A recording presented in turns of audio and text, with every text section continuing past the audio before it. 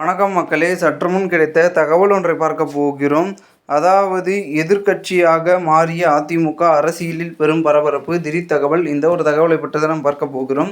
தகவலை பார்ப்பதற்கு முன்னதாக நீங்கள் நம்மளுடைய சேனலுக்கு புதிய பார்வையாளர்களாக இருந்தீர்கள் என்றால் மறக்காமல் நம்மளுடைய சேனலை சப்ஸ்கிரைப் செய்து வைத்துக் கொள்ளுங்கள் மக்களே. கூட இருக்க பிள்ளைகளும் ஆளில் கொடுத்து வைங்க. அப்போ தான் அரசியல் சார்ந்த காணொலிக்கலாம் நீங்கள் தினசரி உடனுக்குடன் தொடர்ந்து தெரிந்து கொள்ள முடியும். இப்போ வாங்க வீடியோக்குள்ளே போடலாம். தற்பொழுது பெரும் விதத்தில் பயணிக்கக்கூடிய விஷயமாக எதிர்க்கட்சிகள் பயணித்து கொண்டிருக்கிறது. அந்த வகையில் தற்பொழுது தீவிரத்திலும் தீவிரமாக மும்முரத்திலும் மும்முரமாக தற்பொழுது அதிமுக இப்போது வரைக்கும் எதிர்க்கட்சியாக இருந்தாலும் மீண்டும் அடுத்த கட்ட தேர்தலில் எதிர்க்கட்சியாக தான் பயணிக்க போகுது அப்படின்ற மாதிரியான பேச்சுக்கள் இருக்கிறது. ஏன்னா இப்போ நடந்திருக்கக்கூடிய ஓட்டிங்கில் வந்து பார்த்திங்கன்னா அதிமுகவுக்கு சாதகமான வாக்குகள் கொஞ்சம் அப்படி இப்படி இருக்கிறது. குறிப்பிட்ட தொகுதிகளும் சரி, பெரும்பான்மையான தொகுதிகளும் சரி, ஆட்சியை பிடிக்கக்கூடிய தொகுதி சதவீதத்திலும் சரி அப்படி இப்படி இருப்பதன் காரணமாக மீண்டும் எதிர்க்கட்சியாக பயணிக்கக்கூடிய ஒரு சூழல் என்பது அதிமுகவிற்கு இருந்து கொண்டிருக்கிறது அப்படின்ற பேச்சுக்கள் அரசியல் வட்டாரத்தில் ஒலிக்க ஆரம்பிச்சிருக்கிறது.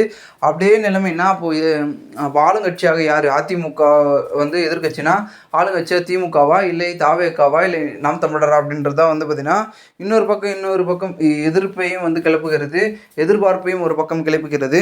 ஏன்னா மிகப்பெரிய அளவில் வந்து பார்த்தீங்கன்னா இருக்கக்கூடிய கூட்டணி கட்சிகளில் திமுக கூட்டணி பலமாக இருந்து கொண்டிருக்கிறது.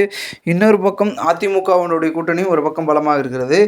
இந்த ஒரு சூழ்நிலையில் இரு திராவிட கட்சிகளும் தங்களுடைய கூட்டணி கட்சிகளை வைத்து மையப்படுத்தி அதற்கான வேலைகளை தீவிரப்படுத்தி கொண்டிருக்கும் இந்த ஒரு சூழ்நிலையில் இப்படியாப்பட்ட பேச்சுக்கள் அரசியல் வட்டாரத்தில் பெரும் அதிர்வலைகளை கொஞ்சம் ஏற்படுத்தி கொண்டிருக்கிறது அப்படின்னே வந்து சொல்லலாம். ஸோ இப்படி இருக்க சூழலில் அதிமுகவினுடைய மனநிலையும் சரி, திமுகவுடைய நிலவரங்களும் சரி, தாவேக்காவுடைய கள நிலவரங்களும் நாம் தமிழர் கட்சியின் செயல்பாடுகளும் ஒரு பக்கம் இருந்து கொண்டிருக்கிறது.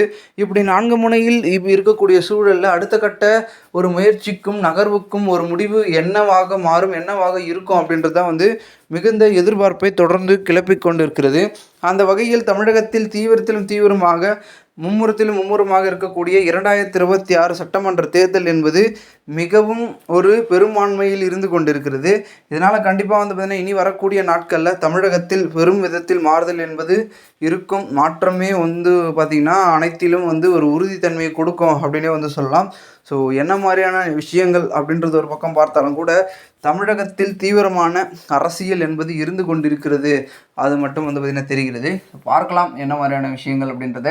மேலும் இந்த ஒரு தகவல் பெரும் விதத்தில் வந்து பார்க்கப்படுகிறது. இந்த ஒரு தகவலை குறித்த பொதுமக்கள் உங்களுடைய கருத்துக்களை நீங்கள் கமெண்ட் மூலமாக தெரிவிங்கள்.